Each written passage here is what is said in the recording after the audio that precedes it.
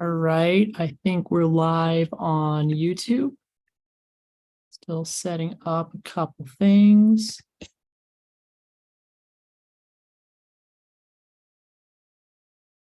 Have my input set properly.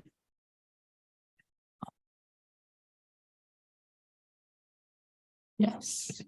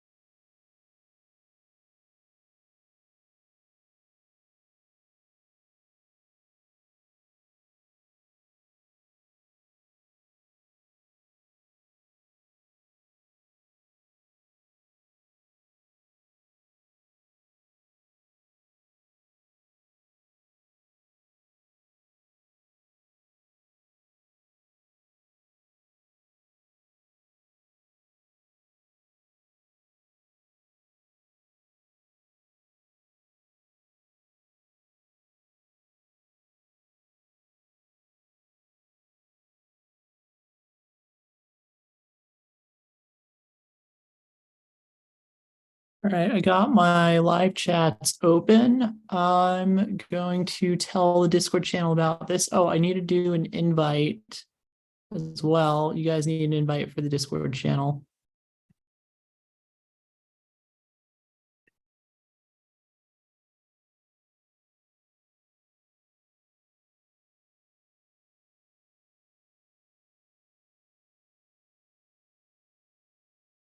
There's the invite for the Discord channel. It should be good for the next 7 days. And I'm going to make the post in there to remind them that we're live.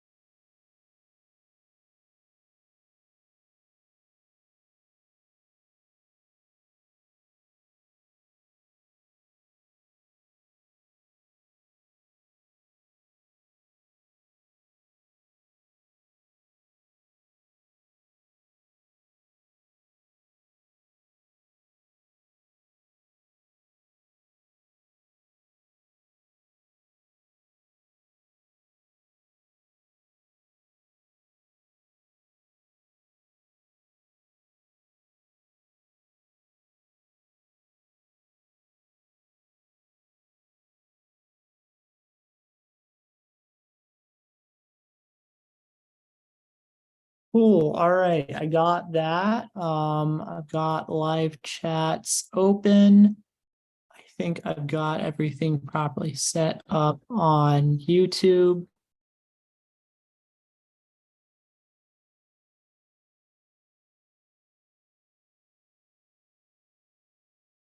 Yeah, I do. Okay. Yeah, all right. So we're gonna give it a few minutes. Again, as usual, we're gonna kick off the actual discussion at 10:45. I'll give you guys the prompt. And then it could be recurrence. I'm gonna check I spelled that right.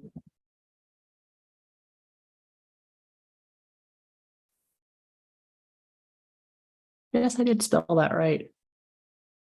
Cool.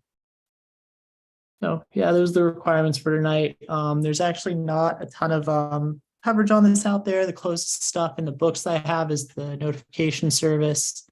So it should actually be a kind of fun problem. All right, I'll see you guys at 10:45.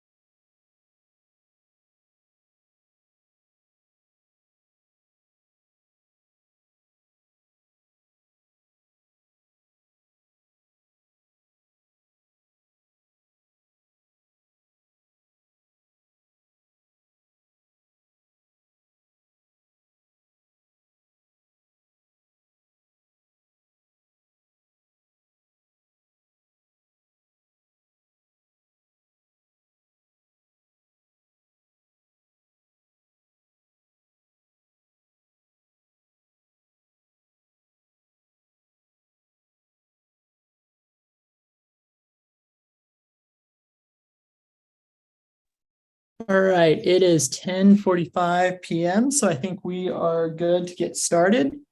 Yeah, all right.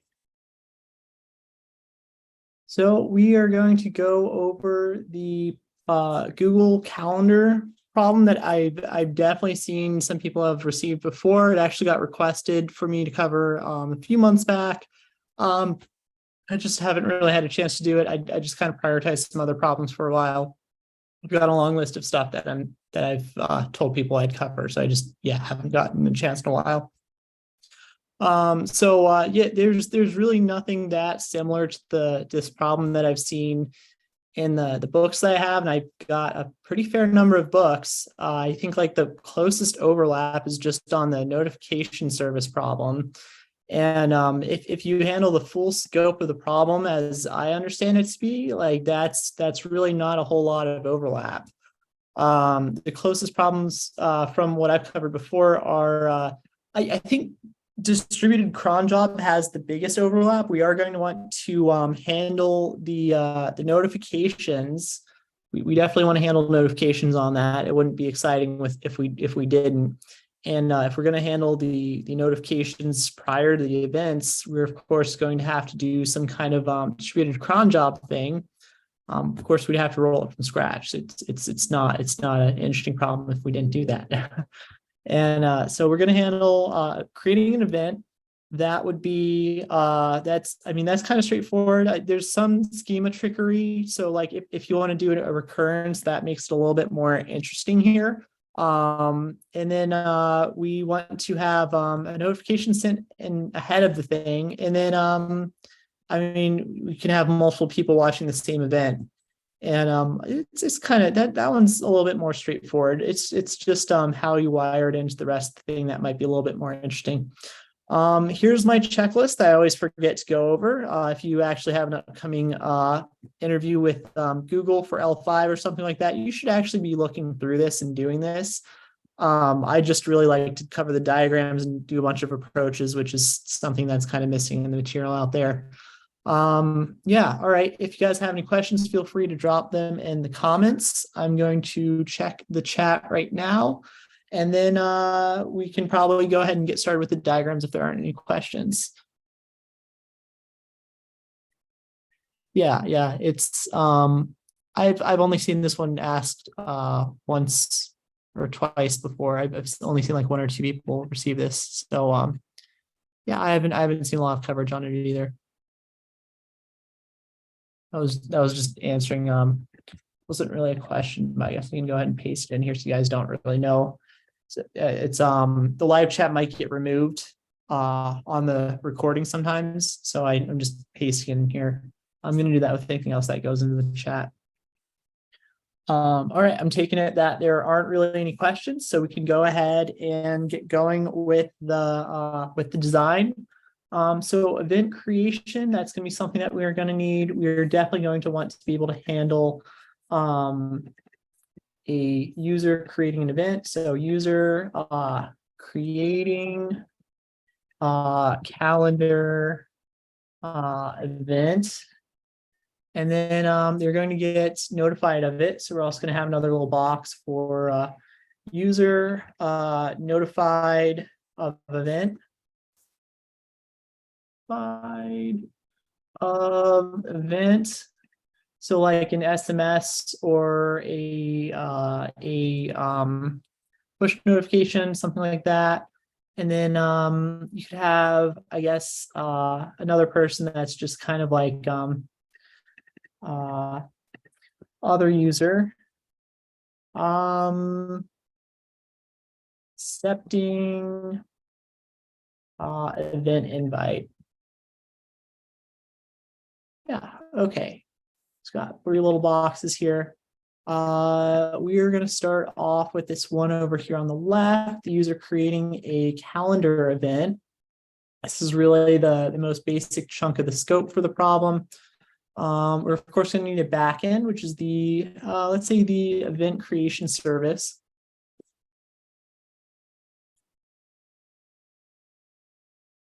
Okay, and I'm going to assume that this is just like a REST endpoint, so that means that they're probably going to want to preload the entire app. You know, we're gonna have some kind of CDN for it's the web app CDN.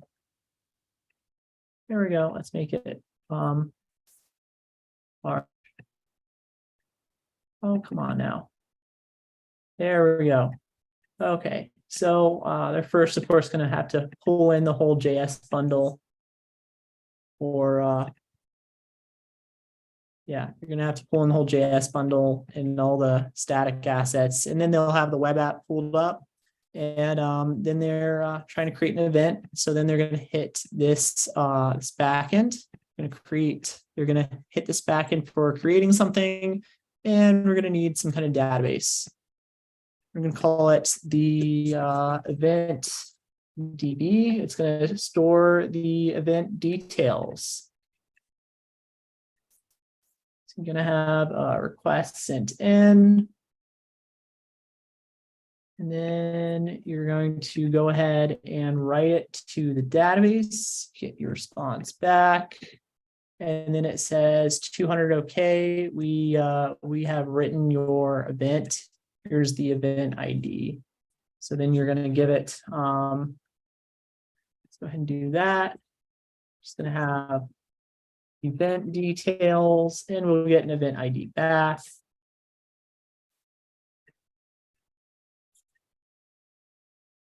You see there's a message in the chat. Oh, yeah, hi. And we're going to say, see, this is my favorite UUID to use. There we go. So we're gonna have some kind of UUID back. Let's go ahead and look at the schema now. We're gonna need some kind of special schema for each event that you create. So we're gonna have an event ID, F, A, B, C, 1, 2, 3, D, F, A, B, C. We're gonna have okay, so we would have first event start time and first event end time. There's kind of like two approaches here, is that you can either just store the series and then you would like check for it, or you could do pre-generate all the event instances of it. I can go ahead and write that.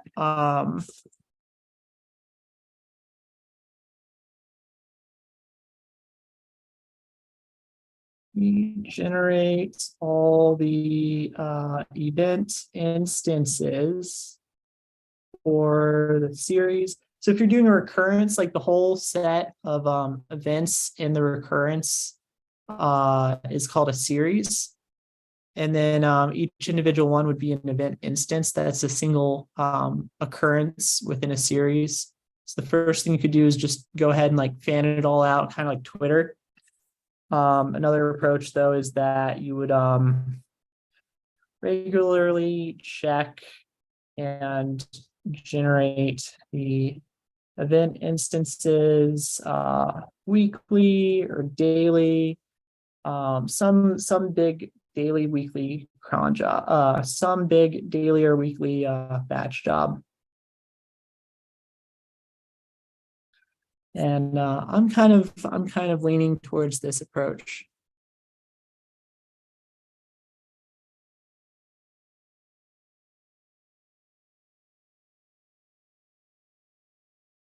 Okay, so we got this, and we're gonna have the first event start time 670005000. This is a Unix epoch time, and then we'll have the event end time.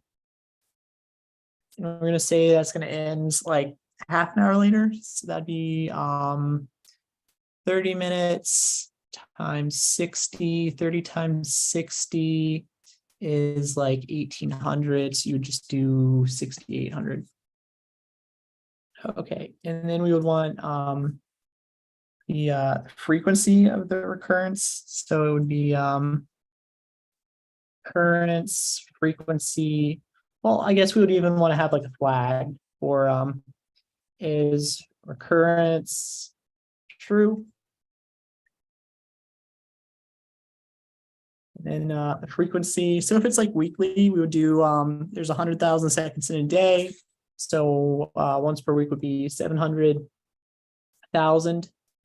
And then you would just kind of do some kind of clock arithmetic every single time you do that daily or weekly batch job. And then you can also do the series start and the series end. So this is the recurrence stuff. So series start, series end. And on like Microsoft, there's a limit of like having it go for like 4 months, but basically it's going to be something like 2023. Let's say it goes from like January 17th all the way to like let's say July 17th. So then that would be 6-month long series. I'd prefer if this was in Unix epoch time. I was just kind of writing this out so that you guys could follow along a little bit better. But that's how you would do that. That's how you know like this will be useful later on the thing. We probably want an event title and event description. Event title. On one sync. Manager, you can have like event description. Yeah, one-on-one sync every week with your manager or something. Here you go. All right, so I think that's everything we need for the schema. There's of course also like, hey, what user is doing this event? So that's kind of like a separate thing. It's I think you need, you could have a creator ID. So you would okay, so even if you do invite other people to it, you could have, I guess the attendees could also suggest times. I guess you could go ahead and just have the creator ID with the original thing. Yeah, and then that avoids having to update 2 databases on the creation call. So we'll say the user ID is, we'll use my username. There we go. Okay, and then we could even just do change data capture on that, and then that would sync to a user DB. So like this works great for a single user use case. What if there's multiple users, of course? That is where we would also need a different one, which is the what do I name this thing? The event attendee database.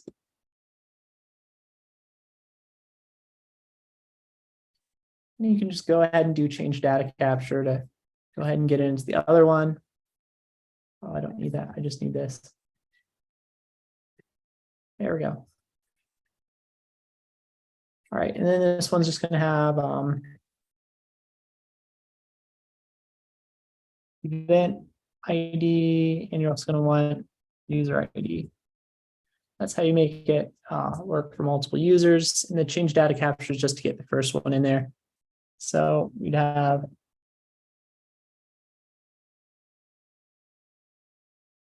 all right, partitioning key for this would be really interesting. You want to avoid a hot partition, of course. So I would imagine that users would maybe not be, you wouldn't have a power user that's so big it would cause an issue. I think you're more likely to have an event ID.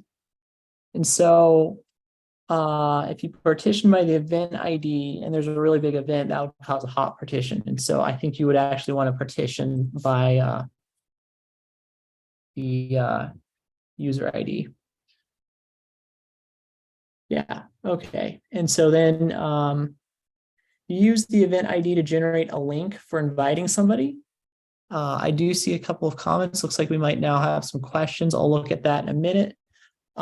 So if somebody else is accepting, we're going to say that the event ID is just part of the link. So if somebody wants to attend an event, it's like say calendar.google.com/DEF ABC.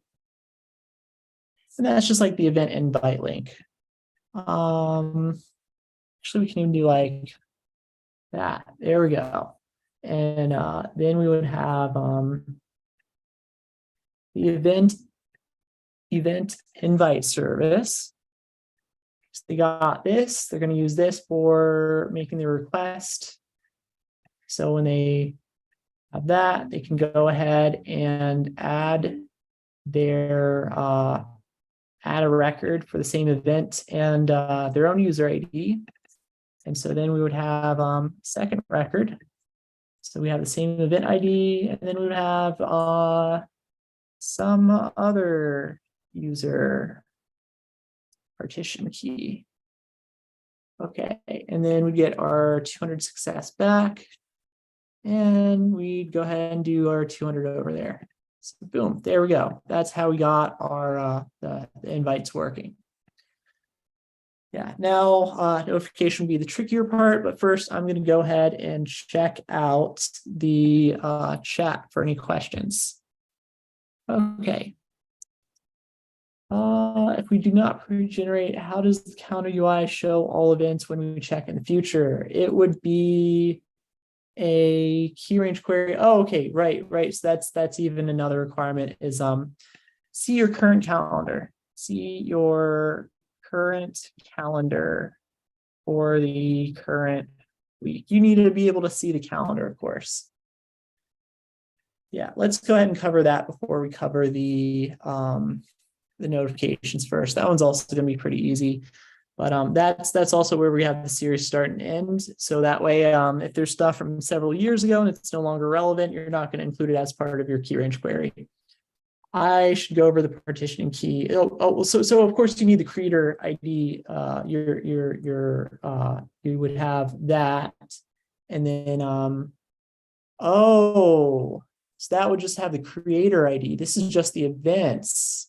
You also want the ones that you're attending. I think you would go ahead and okay, I see.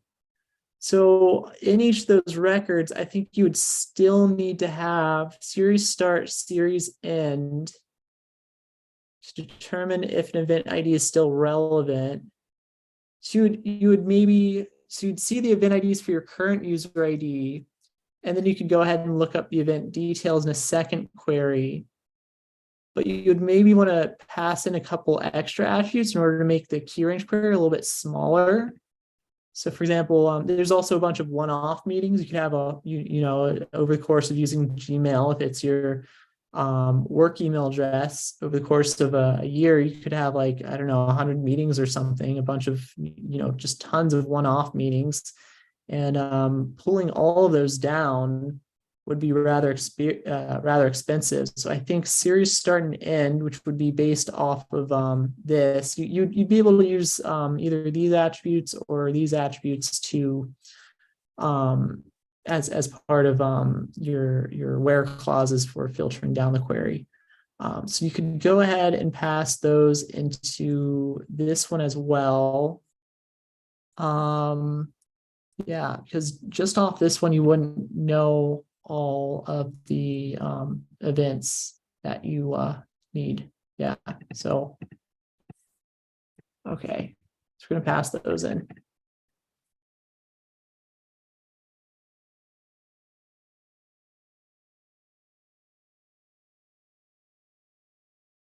Okay, and if it's not, well, I guess you could get rid of this, and then if it's not a series, that would just mean that they match. So you just have like 0717 to 0717. And I guess you could even just leave them like that for like one example. Okay, yeah, we'll go ahead and do that. Okay. And I want to look at the other question in the chat before I keep moving on with this part of the design.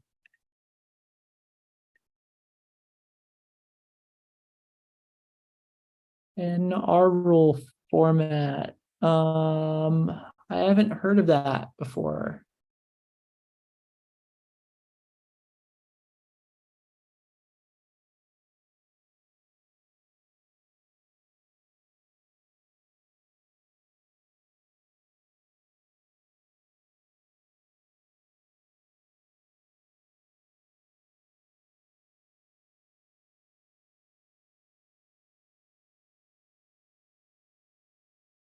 Okay, it looks like it's just some kind of special text format, or yeah, while we of course need formats for databases. So I can go ahead and, well, okay, so we do have this recorded over here, which is in the text file that I'm going to share at the end of the recording, of course.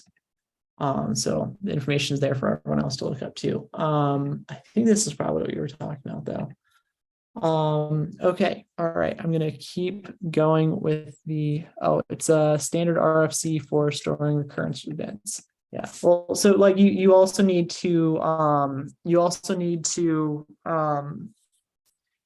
index it. You need to be able to index the data, and in order to make sure that you can look it up properly, you would of course need to index it in a way where the database is going to be able to do efficient key range queries. You could of course also store it locally on the machines. So like, for example, if it's Outlook, that works totally well for everyone's local Outlook applications. But like if you're going to get like a phone push notification, there has to be like a server that's going to push that out, I believe. So I think we still need to do something for storing it on a database and then being able to push it off from a server. But if we just have it locally, that would of course that would turn it out. It would no longer be a system design problem if we were able to just go ahead and have that all handled locally. So yeah, thanks for adding information on that though. Okay, so we got that, and then got another use case to add. User looking at calendar for current. Yeah.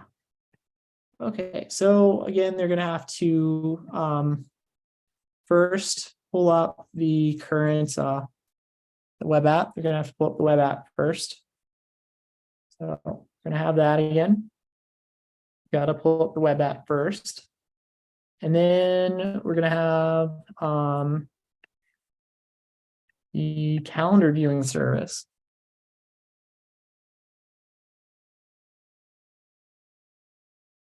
Okay, so we got calendar viewing service. So it's going to do a request into this. And then we're going to do a key range query. We're going to find all of the events that are currently relevant. So we've got our current date, and we're going to look at everything that has everything where series start is before the current date and series end is after the current date. So I'll write that out.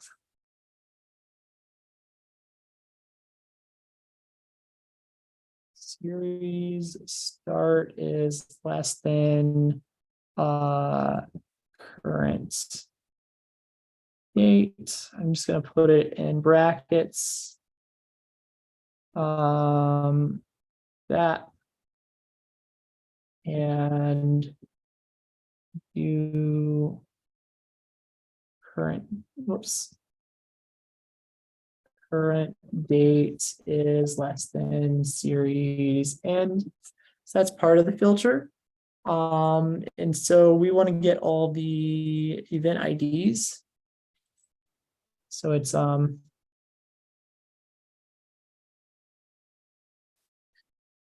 Oh, and then of course, you're also filtering it down by your username.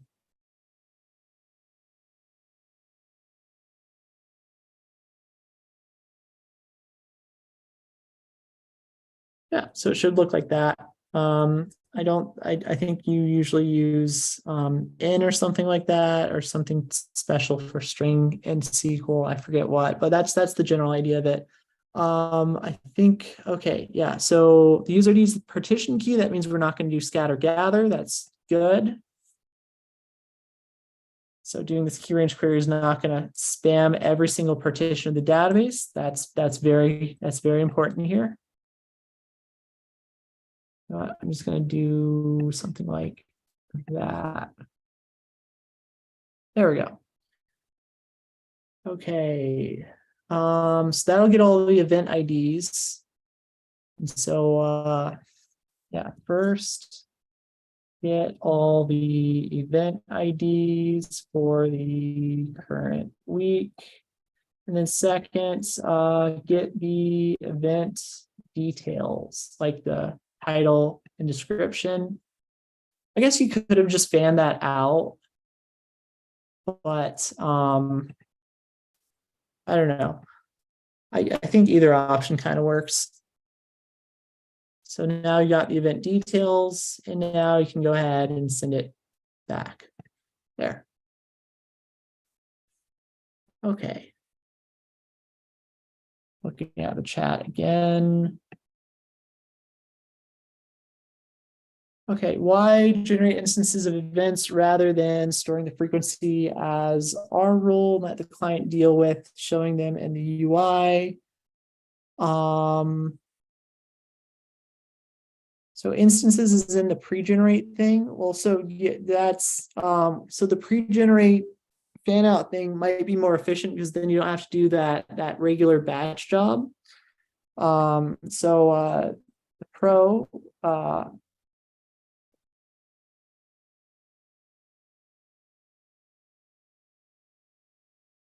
that might be extra complexity. It might be a more well, that might be less complexity because the daily or weekly batch job might be a little bit more complexity than the other approach. So it might avoid some complexity, I guess, but then it doesn't handle event updates very well. That would be a con. System design in the real world is all about trade-offs. So this isn't usually covered that well in system design interviews, but it'd be really important to talk about. Usually you would just kind of like talk about this a little bit less formally in an interview when you're talking about the pros and cons of a specific approach. You just kind of do a little bit more informally or less. What's the word? Yeah, informally, less formally. Yeah. But so this approach would not handle series updates very well, particularly if there's a lot of people that are subscribed to the event.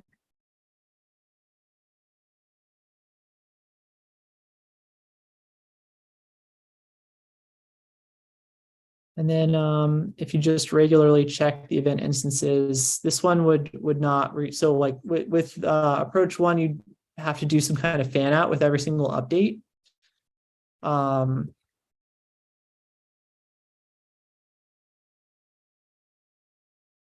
But then this one would not require some kind of fan out with every update. Yeah.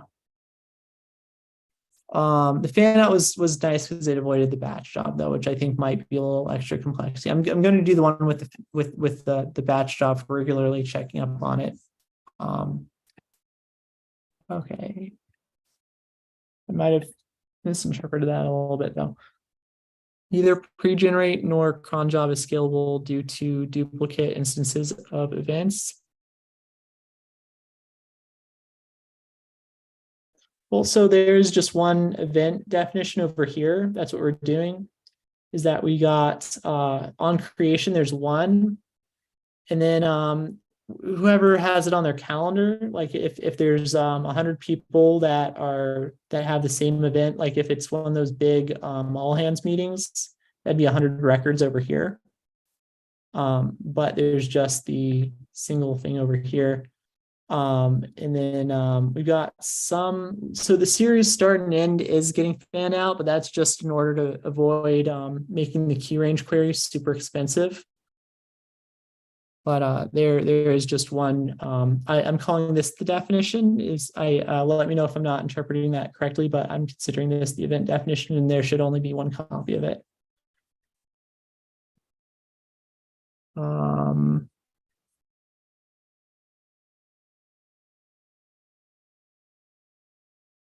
You might be talking about the R rule still, rather than storing the frequency as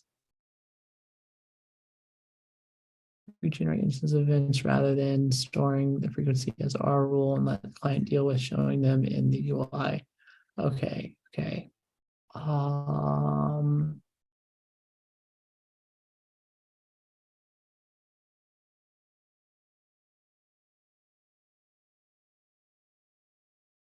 Yeah, well, so this is not generating out every single individual event in this approach. That was I'm currently doing approach 2. That's what I'm currently doing. Approach 1 is pre-generating every single instance in the series. Okay, I'm going to keep going. If I'm still misinterpreting it, feel free to clarify in the chat. I'm going to move on to trying to get the event notifications to work. I'm going to do this really similarly to how I handled the cron job problem. Is that so we got this event, we got that.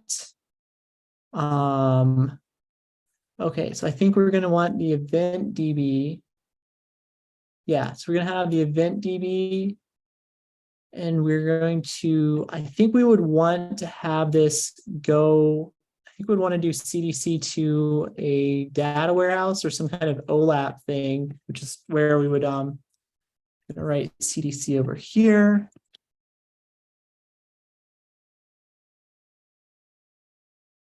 And I'm going to do the same thing over here, except this one is going to be to an OLAP table instead. So this one is OLTP, and then we're going to have the same thing, but it's going to be the one for OLAP.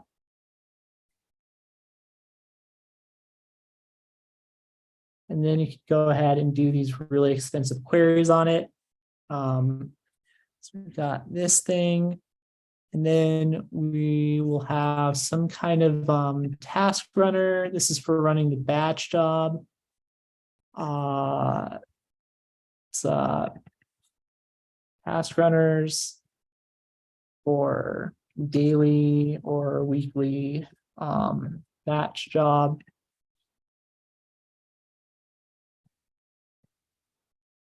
Got that, and then we're going to query all the records. It's almost like an exact replica of that, but you need it if you're going to do some really expensive queries, key range queries. You got to stick them over into OLAP or a data warehouse.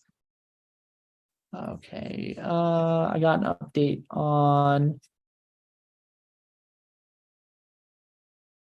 Okay, so not repeatedly inserting new records into the event attendees table for a recurring event. The client will see an event is recurring and just shows that accordingly. Okay, so they just have the event IDs. They don't need to insert it. It just pulls the record to their local machine. So instead of having here, I can draw it out. I can draw this out. So you've got the record already over there. And so then when they have this,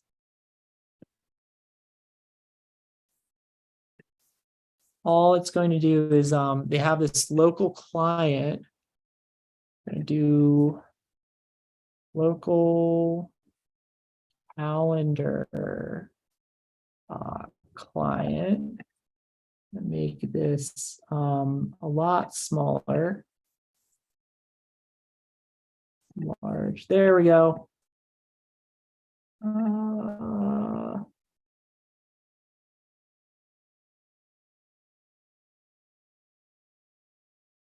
that. And then we take this, we're going to move it over there. Then we're going to take this. I'm going to move this over like that. So you got this thing and you're going to chat with the email invite service. And that one is going to do a read off of that. It's going to do a read. Not a write or any kind of update. You're just reading the data. And then it's going to send it back and you're just going to store it on your local email client. I think that's what you're describing. And then you got your little write over here. Yeah, well, so the issue is what if the host updates the meeting, or if they want to, if one of the other attendees wants to suggest an update. I mean, you can do that over email. Usually that's done over email. But if we're treating the calendar a little bit more like Facebook events or something, where it's like a Facebook event, then it's like the host or creator has the full control over the event details. And then if they're going to do some kind of update to the event, they update this, they would need to push it out. And so I guess you could have the local calendar client do a regular poll to sync on the event for any updates. So you would do like a poll every so often to check whether the event needs updated. But alternatively, the polling could get expensive depending on the frequency, and also that there's a greater chance of it being out of date. And so it's a little bit more effective to do a bit more of a push, I think.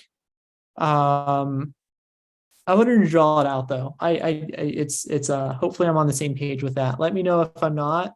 Some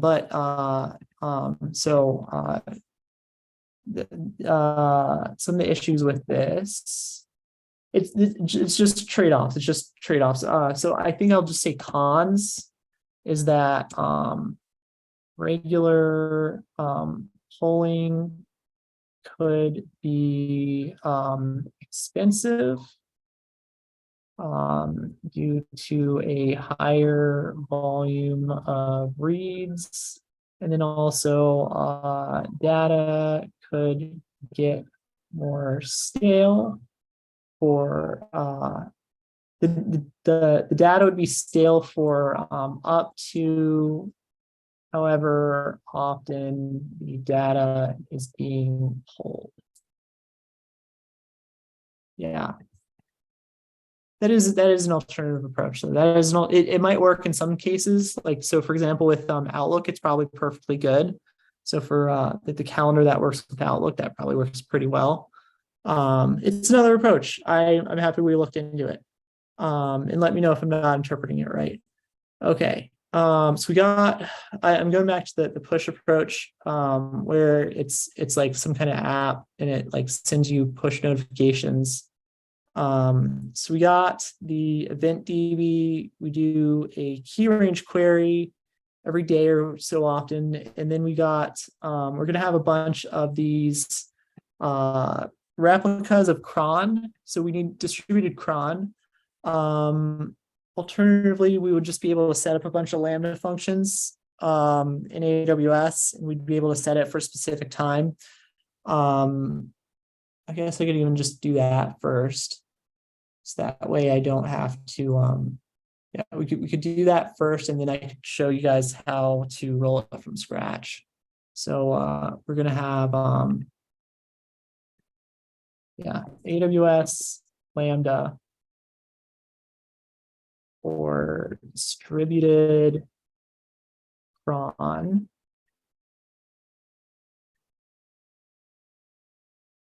It's going to set up all these Lambda functions or some specific times to do a push event, and then you would just be able to use SNS, for example, as your notification service.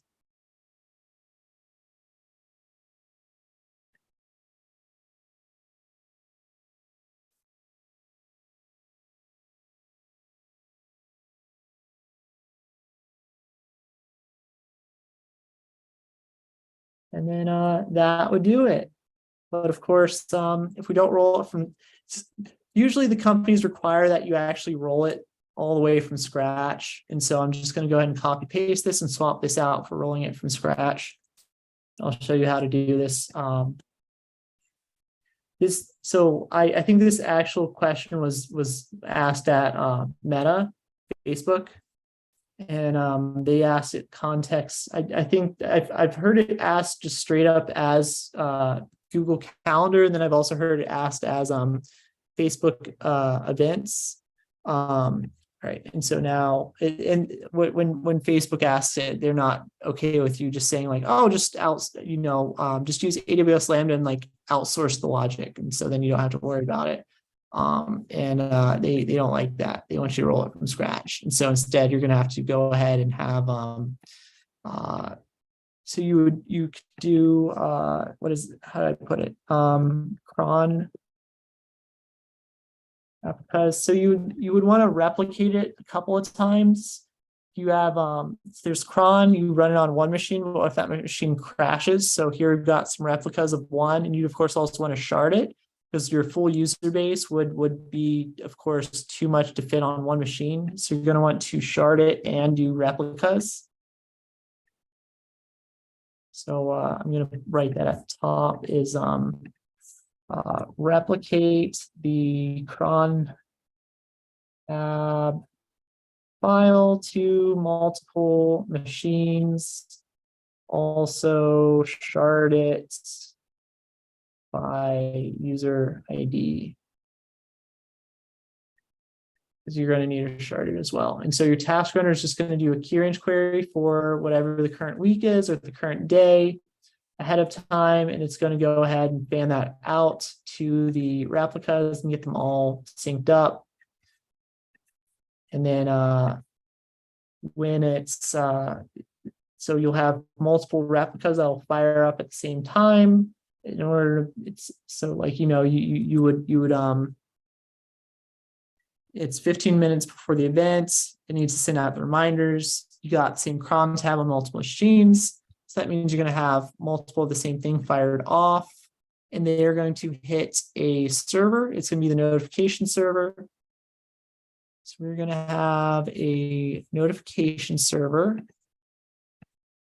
a notification service.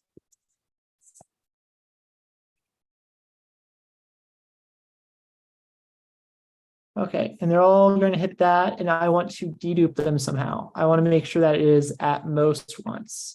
We need multiple replicas in order to reduce the opportunity for getting a notification drop completely, but they're all going to hit the same one, and we are going to deduplicate them all somehow. So that way it could only arrive at most once. And the way that I know how to, the best way that I think, the best way that I can think of how to do this is that you would use kind of serializable database. So you have a dedupe database. And so just have let's look at the schema here. So you have user ID, you would have the event ID, and what, timestamp? No, you would just need those two. And those would together form the primary key and partitioning key. And so then when you get it in, you would just hit this machine. Is it already there? If it is, kill it. Don't do anything. If you're the first one to write it, as in the event's not already there, that means that you get to go ahead and send it. So if you're the first record that hits it, it goes ahead and goes through. You have a second one, comes in. Oh, it sees the record. Drop it. Don't send. So then only the first one gets to actually send. So deduplicated. And you of course need a serializable database. So you could do manually sharded PostgreSQL. You could do I don't know, Spanner, CockroachDB. Manually sharded PostgreSQL would definitely work. A couple of options there though. Maybe even DynamoDB with strong read consistency would probably work. Yeah, but it doesn't have the transactions are funky on it. I think you would actually want to do serializable transactions or the same thing. So manually sharded PostgreSQL might be what you're stuck with. Yeah.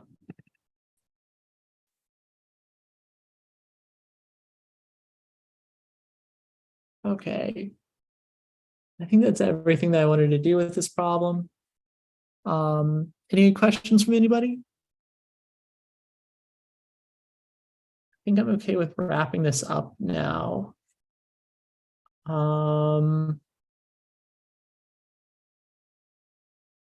Yeah, we can go ahead and just wrap this one up a little bit earlier today. Cool. Yeah, all right. I guess we'll go ahead and finish it. If you guys have any questions, feel free to drop it in the comments below the video or in the Discord channel. Otherwise, thanks for joining me. I hope you guys had fun with this problem. It was a little bit easier than the ones we've had over the last few weeks, but it was still kind of fun. And again, if you still have any questions, feel free to drop it in comment below on the video or in the Discord channel. Thanks again for joining me. See you guys.